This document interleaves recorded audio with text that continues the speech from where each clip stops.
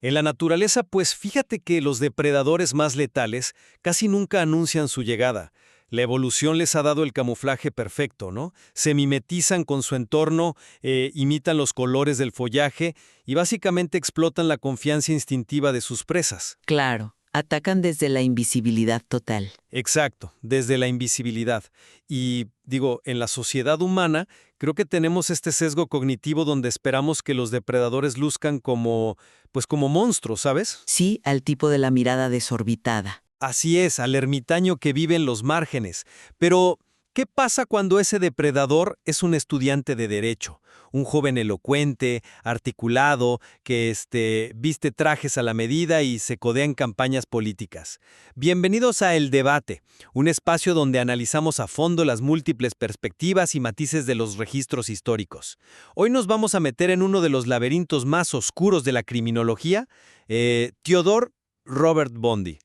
Un caso fuertísimo. Totalmente. Estamos hablando de alguien que confesó el asesinato de 30 mujeres jóvenes en los años 70, aunque como sabemos, los investigadores sospechan que la cifra real, pues supera por mucho el centenario. Sí, supera a los 100 fácilmente.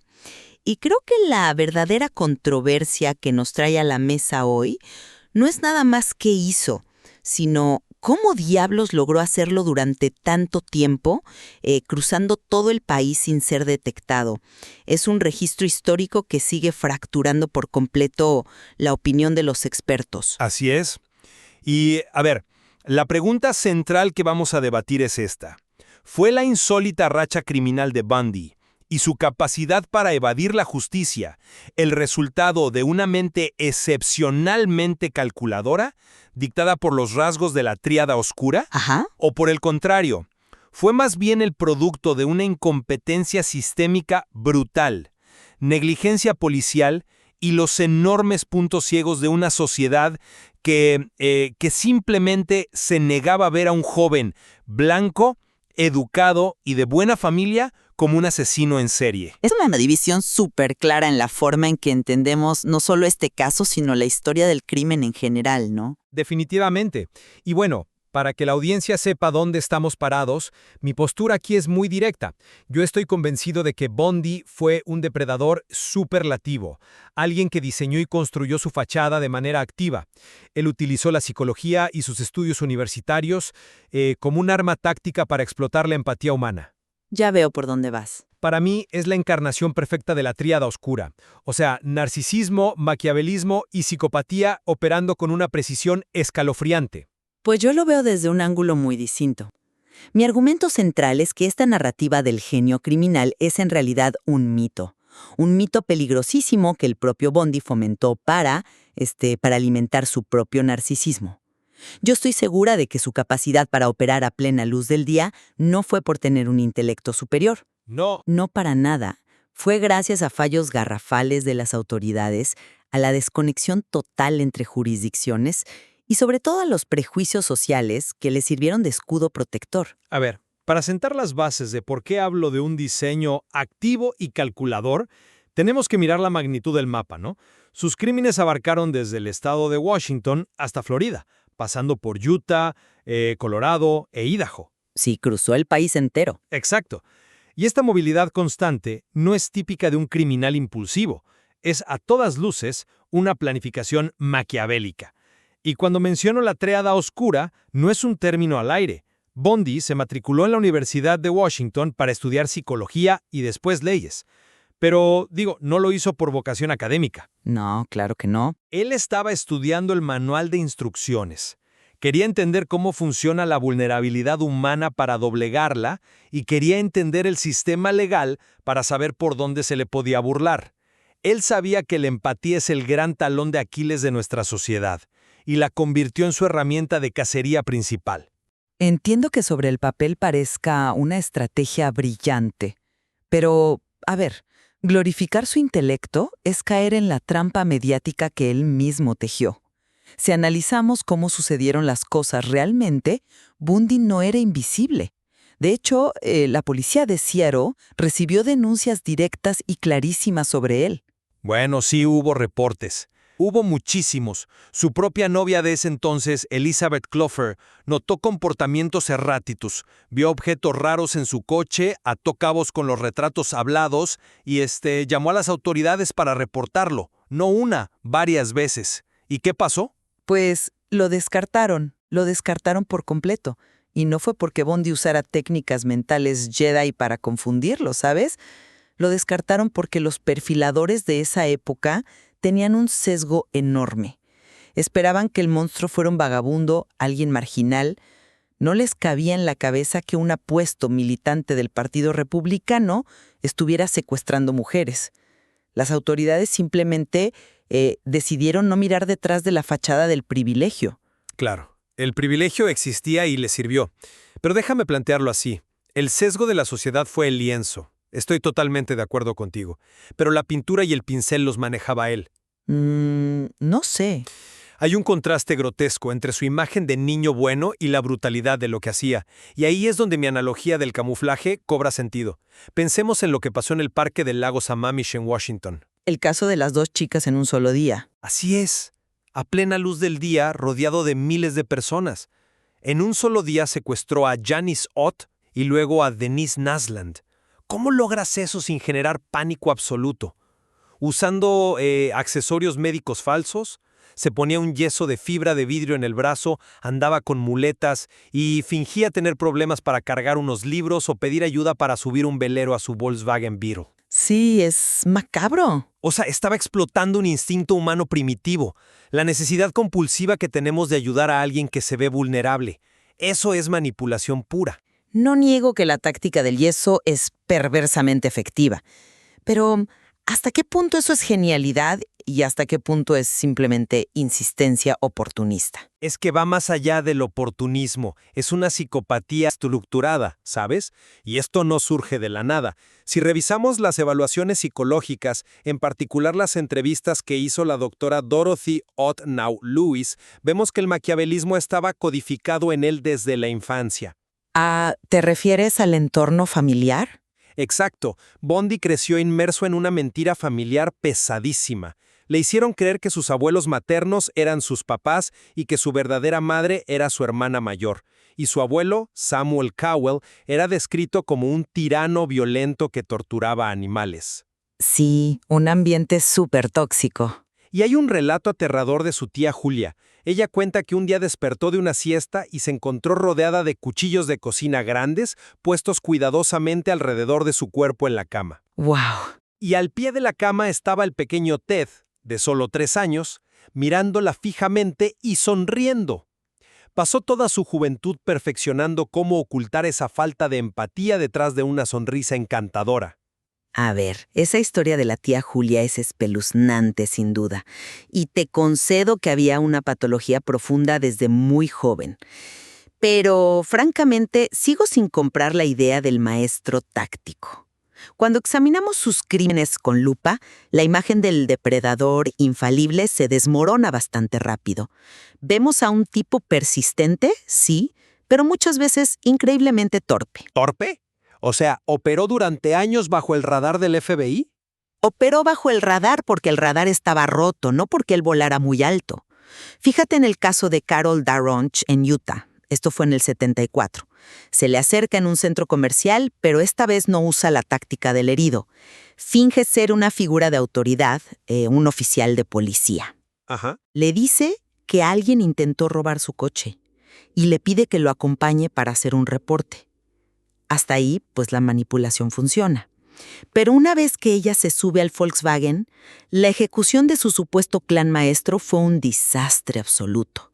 Trata de esposarla, pero es tan poco hábil que solo le logra poner la esposa en una sola muñeca. Pero ella era muy fuerte y peleó por su vida. Claro que peleó, pero el punto es que él cometió un error enorme.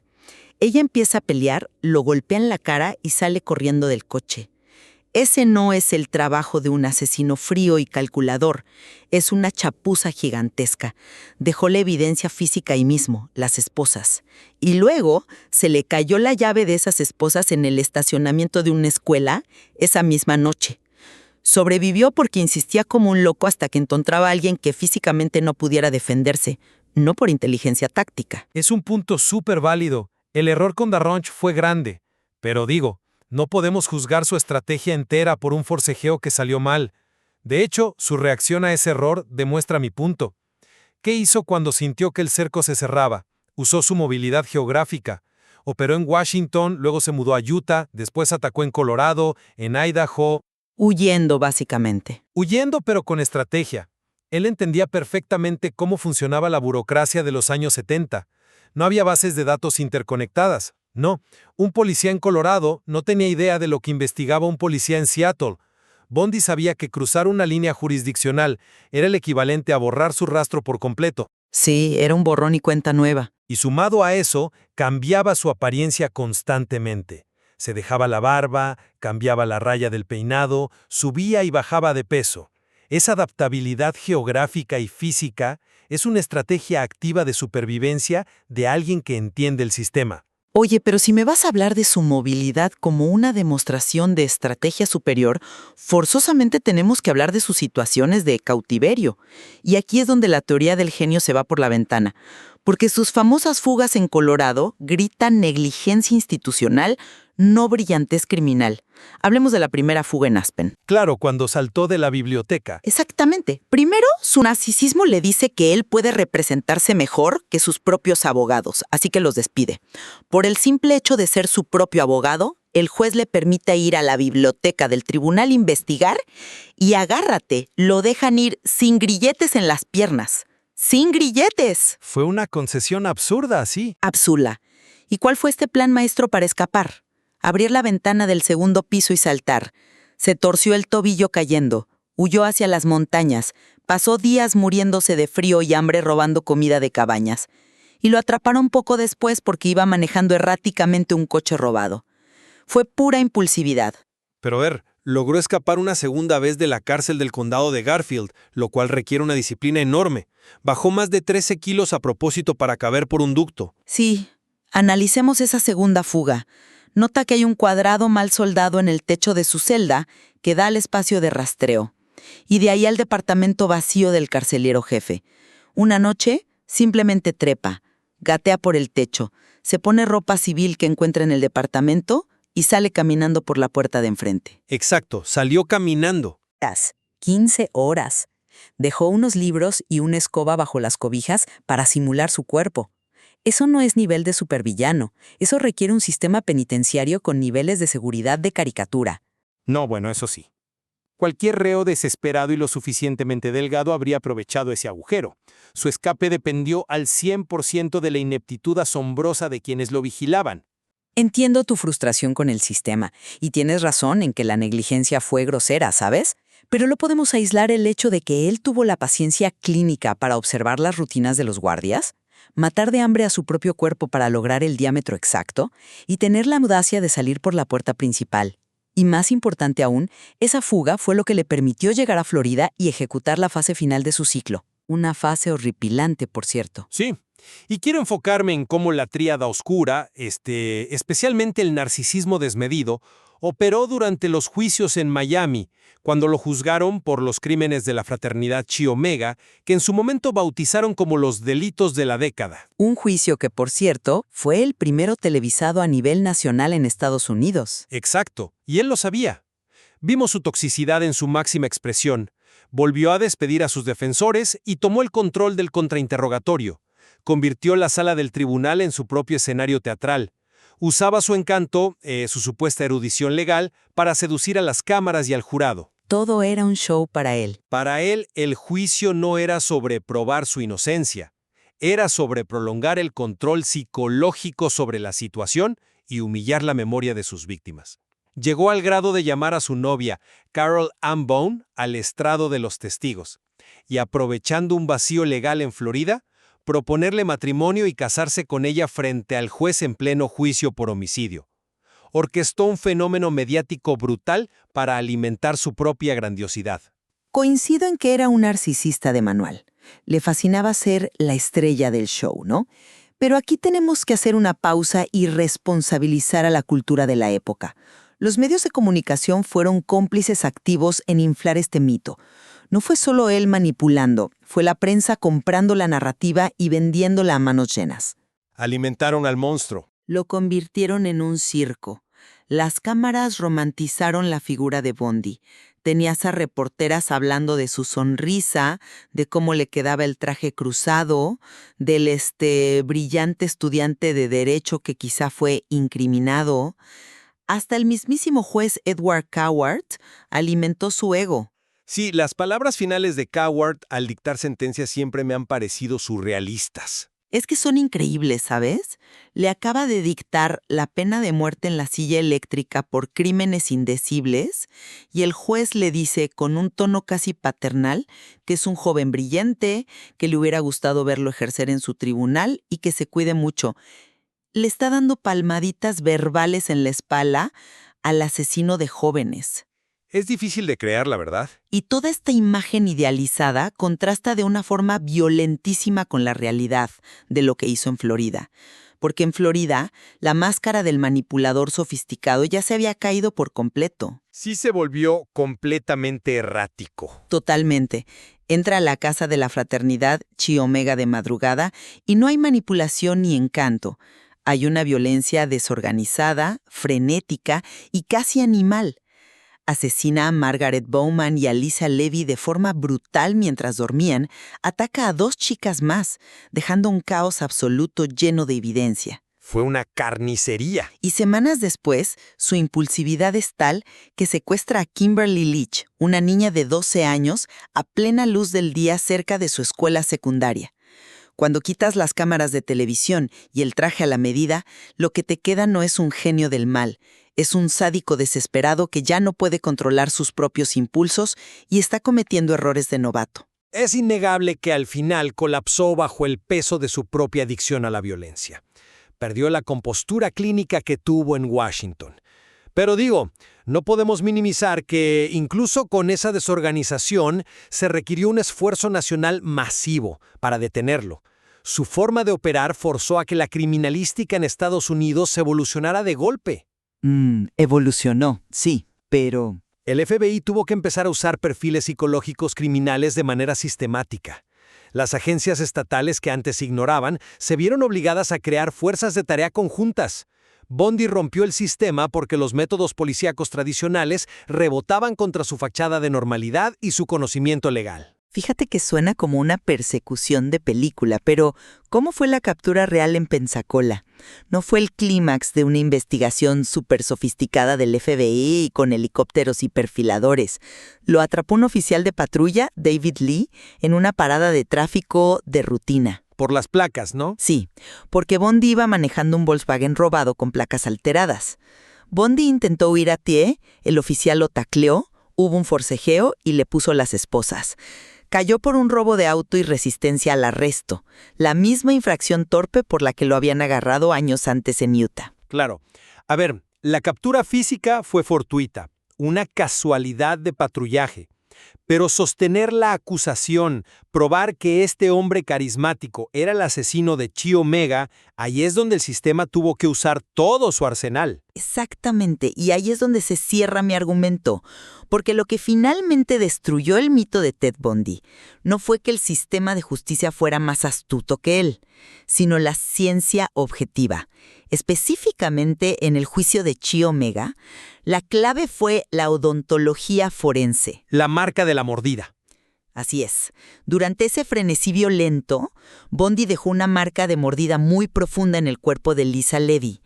Y el odontólogo Richard Subiron tomó moldes de los dientes de Bundy, que por cierto los tenía súper chuecos e irregulares, e hizo unas transparencias de acetato. Fue súper visual ese momento en la corte. En pleno estrado, superpuso la transparencia de los dientes sobre la fotografía a escala real de la herida en la víctima. El encaje era perfecto, irrefutable. Toda la elocuencia, todo el encanto, todos los trajes que se ponía en la corte no pudieron debatir contra la evidencia física. La ciencia biológica despojó a Bundy del escudo protector de su privilegio. Fue un hito absoluto en la historia forense, sin duda. Y bueno, creo que al sintetizar todo lo que hemos platicado, mi postura se mantiene firme en que la psique de Bundy sigue siendo el caso de estudio definitivo sobre cómo opera un depredador humano. Es un caso complejo, sí. Combinada con la tríada oscura de psicopatía, maquiavelismo y narcisismo, puede convertir la educación y las normas sociales en armas letales. Él usó la empatía en nuestra contra. El yeso falso, la sonrisa amable, el pedir ayuda con los libros, todo era ingeniería social diseñada específicamente para vulnerar la bondad humana. Y la gran tragedia de este caso es que nos forzó a aprender que el mal puro rara vez luce como un monstruo a primera vista. Y yo concluiría que, si bien era un manipulador brutal, la lección más grande que nos deja no es sobre la mente de un solo individuo, sino una radiografía dolorosísima de nuestros propios fallos como sociedad. Bondi prosperó porque el ecosistema estaba diseñado para confiar por default en personas que se veían como él. Interesante. Sí, la arrogancia jurisdiccional entre policías, la obsesión mediática con la estética del asesino y la negativa rotunda a aceptar que un hombre blanco, estudiante de derecho, pudiera hacer esto, eso le regaló años de impunidad, años en los que muchísimas mujeres jóvenes pagaron con su vida. Si seguimos vendiendo la idea del genio inatrapable, estamos ignorando el hecho de que fuimos nosotros mismos, con nuestras vulnerabilidades institucionales, quienes le dejamos la puerta abierta. Es un análisis que te deja pensando muchísimo, ¿sabes? Porque el abismo que hay entre el estudiante que citaba leyes en el tribunal y la bestia que dejó un rastro de sangre desde las montañas de Washington hasta Florida, pues sigue causando tanta fascinación psicológica como horror profundo. Es la dicotomía perfecta. Totalmente. Es un caso que envejece pero no pierde relevancia porque nos obliga a cuestionar nuestros propios filtros de percepción. Y justamente esa es la reflexión con la que queremos cerrar el día de hoy. Retomando la imagen del inicio, en la selva, el camuflaje solo funciona si la presa no sabe qué es lo que tiene que buscar. Después de escuchar ambas caras de la moneda, la pregunta queda en sus manos. Hoy en día, con todas nuestras bases de datos interconectadas, las redes sociales y la tecnología forense moderna, ¿están realmente equipados nuestro sistema de justicia y nuestra cultura para ver más allá de la máscara del privilegio? ¿O seguimos siendo vulnerables a los depredadores que simplemente han aprendido a usar un disfraz más moderno? Gracias por acompañarnos en este análisis y hasta la próxima.